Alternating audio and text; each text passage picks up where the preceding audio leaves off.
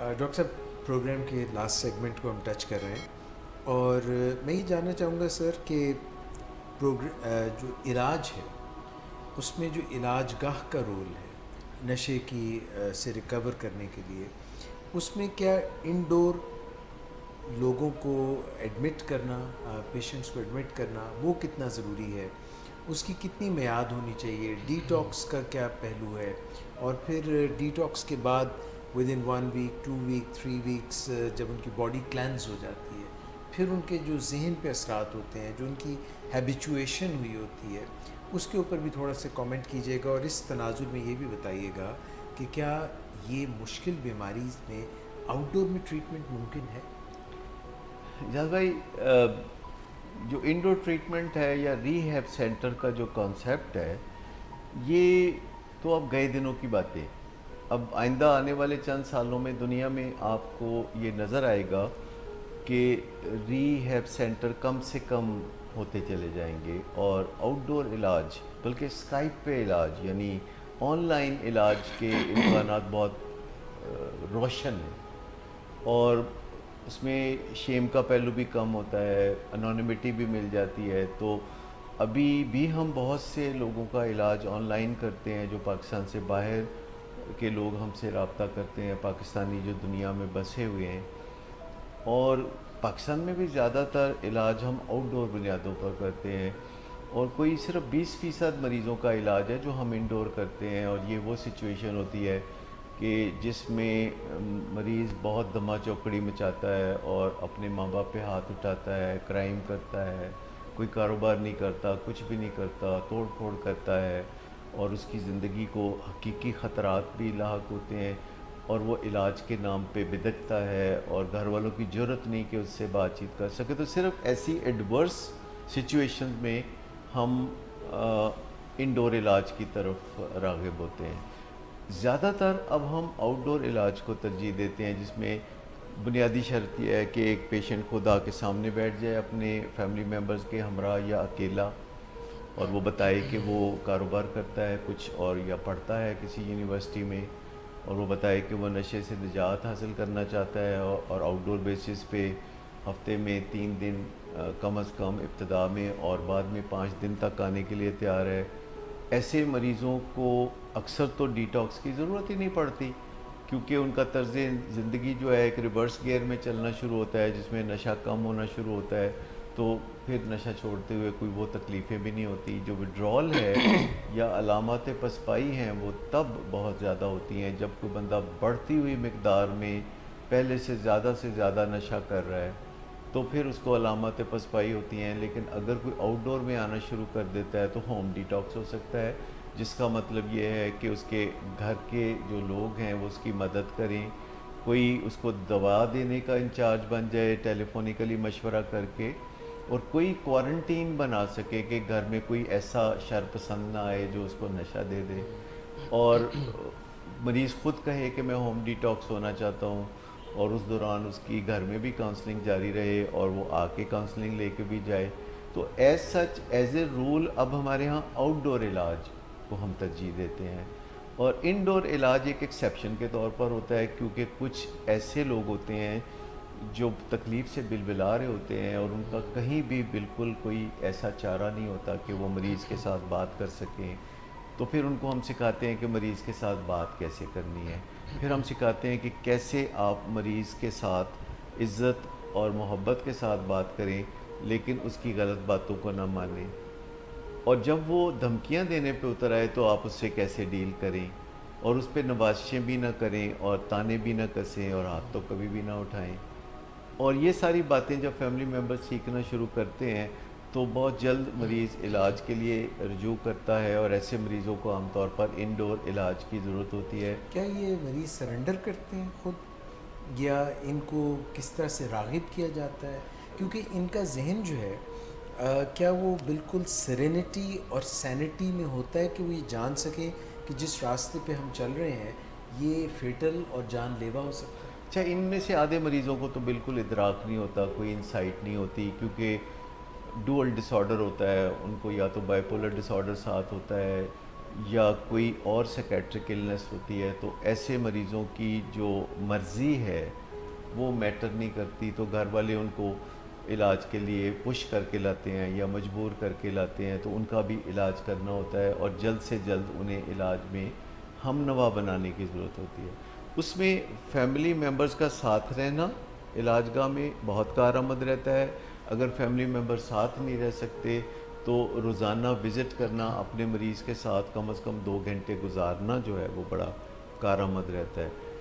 मैं समझता हूँ कि जहाँ मरीज़ इलाज के लिए सर राज़ी। मैं यहाँ पे कहता माफ़ी चाहता हूँ, अक्सर ये समझा जाता है कि रीहैब सेंटर्स में बंद कर दिया जाता है मरीज़ को और उससे फैमिली मेम्बर्स तो मिलते ही नहीं है, और वो एक तासुर सा ये है कि वो बिल्कुल अलग थलग और हर चीज़ से उसको आरी कर दिया जाता है। अनफॉर्चुनेटली जिन लोगों में सलाहियतें नहीं होती अच्छा इलाज करने की, तो फिर वो आसान हल ये ढूंढते हैं कि घर वालों को और मरीज़ को अलग करके मरीज़ के साथ नारोबा सलूक करते हैं और घर वालों को कहते हैं कि महीने बाद आना मुलाकात करने के लिए। तो ये सब गलत तरीके हैं।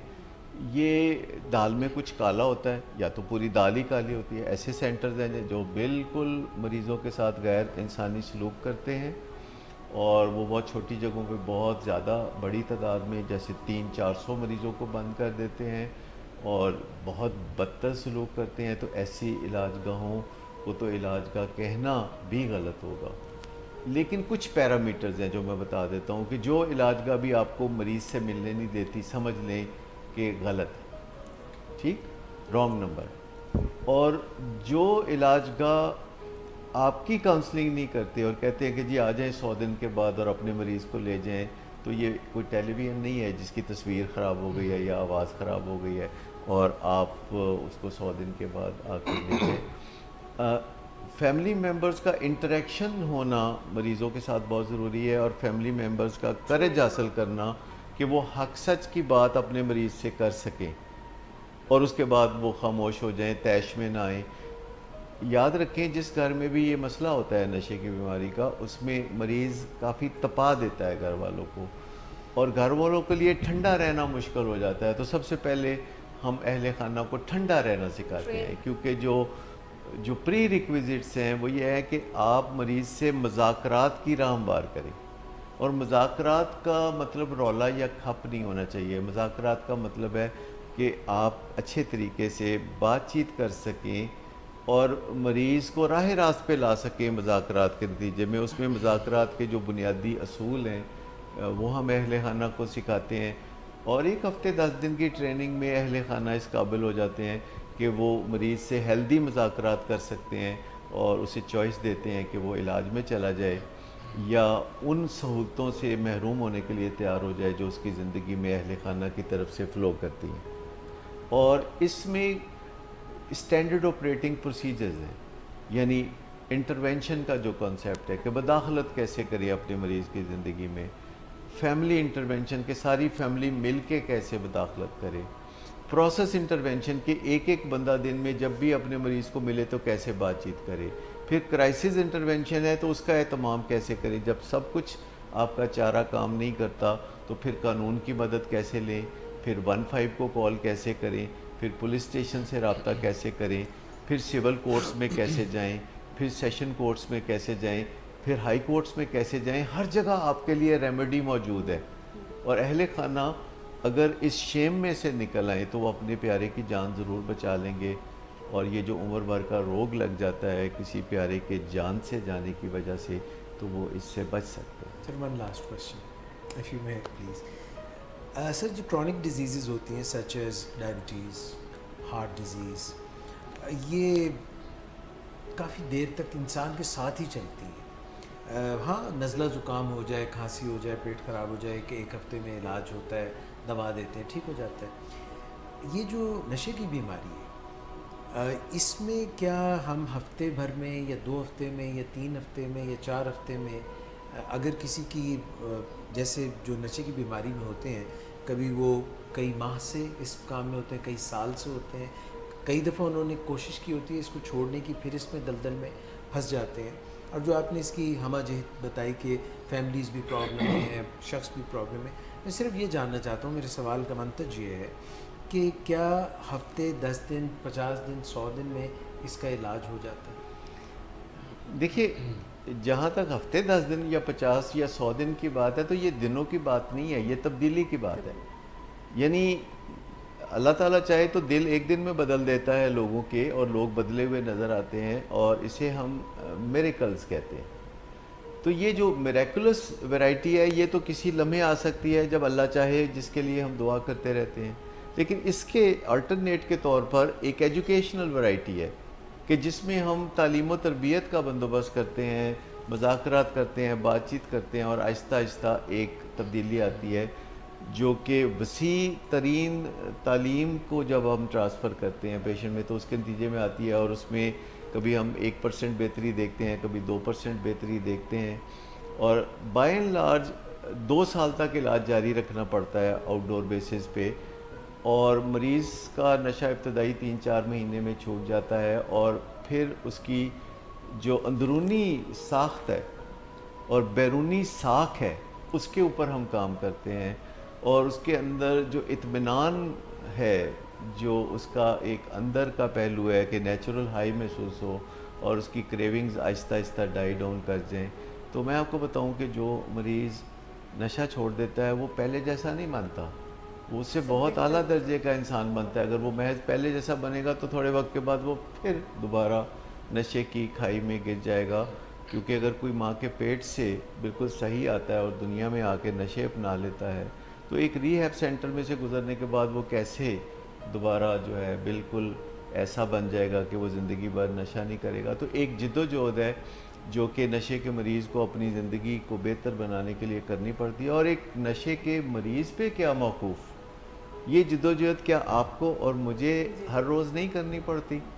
क्या हमें नहीं लगता कि हमें एक्चुअलाइजेशन की ज़रूरत है, हमें बेहतरी की ज़रूरत है? सीधी सी बात है, जिन बातों को सारी दुनिया अच्छा समझती है, हमें उनकी तरफ रुजू करना चाहिए, और जिन बातों को सारी दुनिया बुरा समझती है, हमें उन्हें छोड़ देना चाहिए।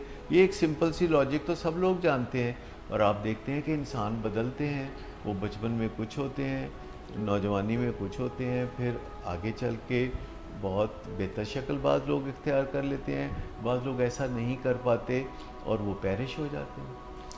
सर, हमारी नौजवान साइकोलॉजिस्ट भी सवाल करना चाहते हैं। अच्छा सर, सवाल ये है कि नशे की बीमारी और नशे का इलाज, इसके बारे में कुछ मिथ्स हैं जिनको लोग लेके चल रहे होते हैं, तो उनके ऊपर थोड़ी सी अगर आप रोशनी डालें। फॉर एग्जांपल ये कि अपनी डाइट ठीक रखें और साथ साथ नशा भी करते रहें तो नशा कुछ नहीं कहता। इसके अलावा दूसरी ये चीज़ हो सकती है कि अच्छा, अगर मैं सिर्फ सादा सिगरेट पी रहा हूँ तो मुझे जो है वही लॉन्ग रन में कोई मसला जो है वो नहीं देगा।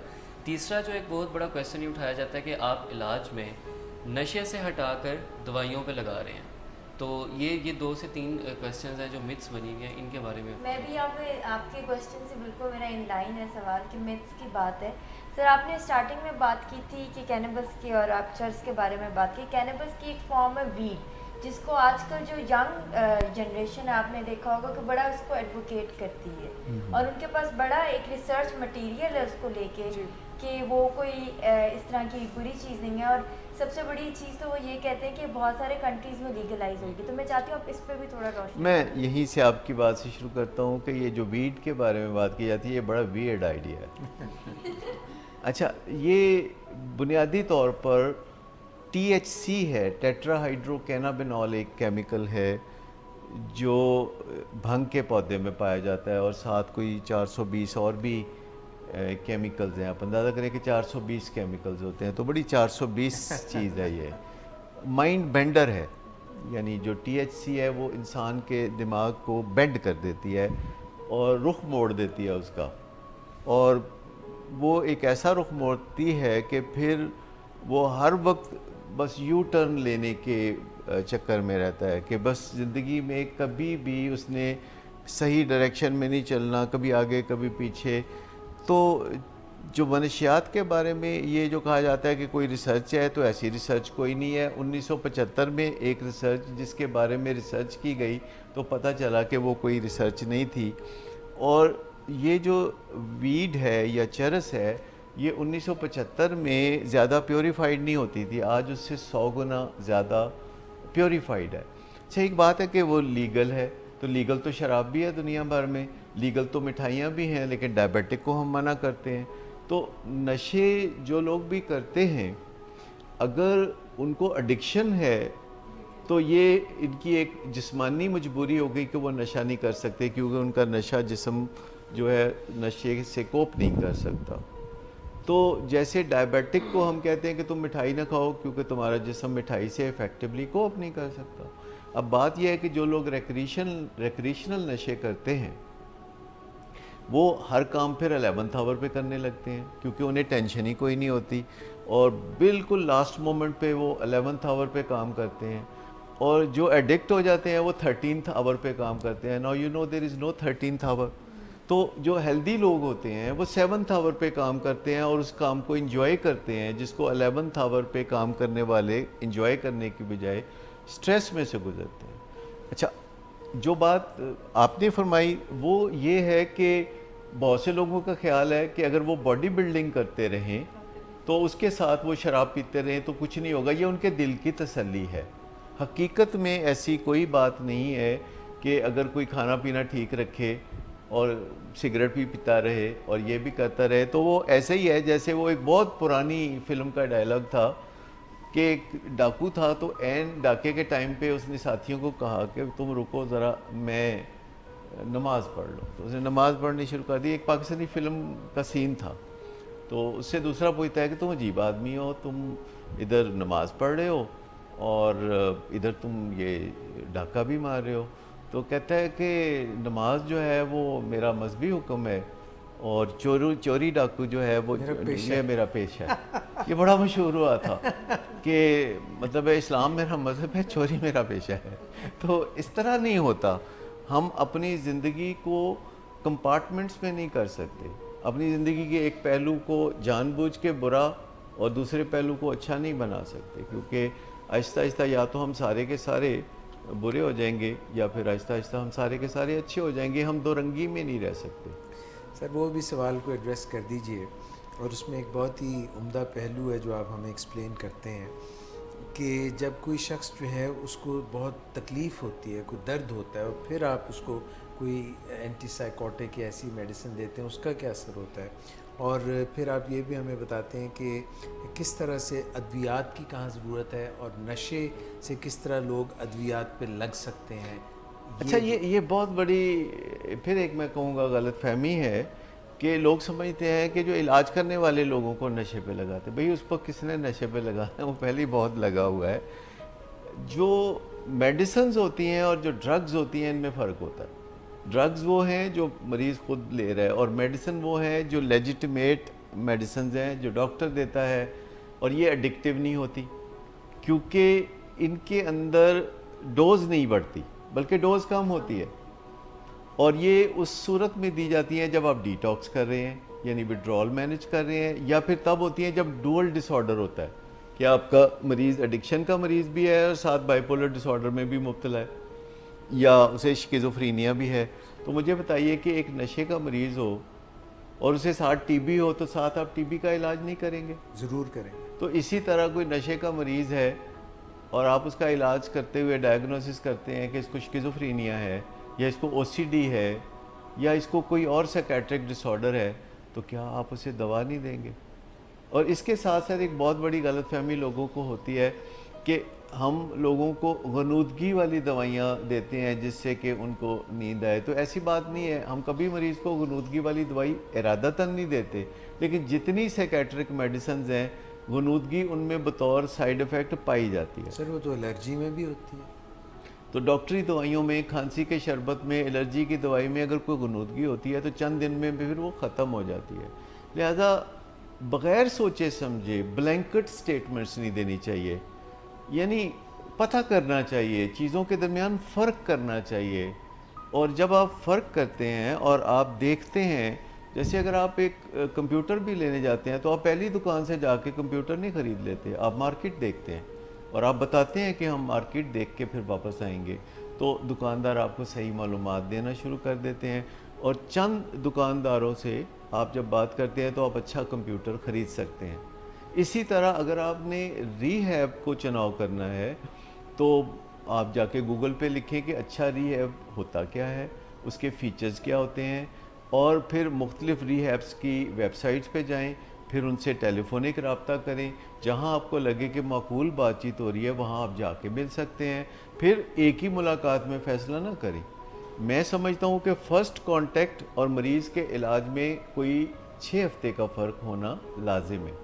यानी अहले खाना जो कि पहले अपनी टामुक टोइयाँ मार रहे होते हैं और वो घरेलू टोटके इस्तेमाल कर रहे होते हैं, तो वो 6 हफ्ते पहले बातचीत को समझें और फिर अपने मरीज़ को किसी माकूल इलाजगाह के स्पुर्द करें, और जो भी उनको डराए और जो भी उनको धमकाए उससे दूर हट जाएं।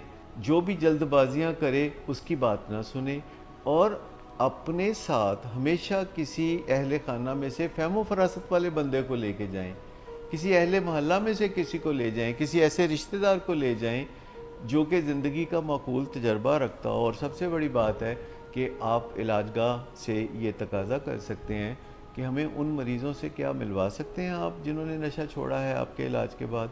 क्या हमें आप उन अहले खाना से मिला सकते हैं, उन फैमिली से मिला सकते हैं जो आपकी सर्विसेज से मुतमिन हो। क्या ऐसे लोगों की ढेर सारी तादाद से हमें मिला सकते हैं। तो अगर आप इस किस्म के इम्तिहानों में रिहैब सेंटर्स को डालेंगे तो खुद ही आप अच्छे इलाजगाह तक पहुंच जाएंगे। Good afternoon sir. Good afternoon. Sir, एक क्लाइंट बहुत देर से आपका इंतज़ार कर रहे हैं। क्या? तुम्हें किसने कहा था अपॉइंटमेंट देने को? सर, कल शाम आप ही नहीं तो कहा था। झूठ बोलती हो तुम। मैंने तुम्हें कब कहा था? तुम सब झूठ बोलते हो मुझसे। शराब नोशी की वजह किरदार की खराबी नहीं, मूड की खराबी है। शराब नोशी कभी भी नशे की बीमारी में बदल सकती है। नशे की बीमारी हर स्टेज पर काबिले इलाज है। मदद हासिल कीजिए, क्योंकि वो ऐसा नहीं करेगा। विलिंग वेज से मदद हासिल कीजिए, कहीं से भी मदद हासिल कीजिए, लेकिन फौरी मदद हासिल कीजिए। जिस मुआवजे के इंतजार में आपने बहुत देर कर दी, अब वो दस्तक दे रहा है। मदद हासिल कीजिए, मदद हासिल कीजिए, मदद हासिल कीजिए।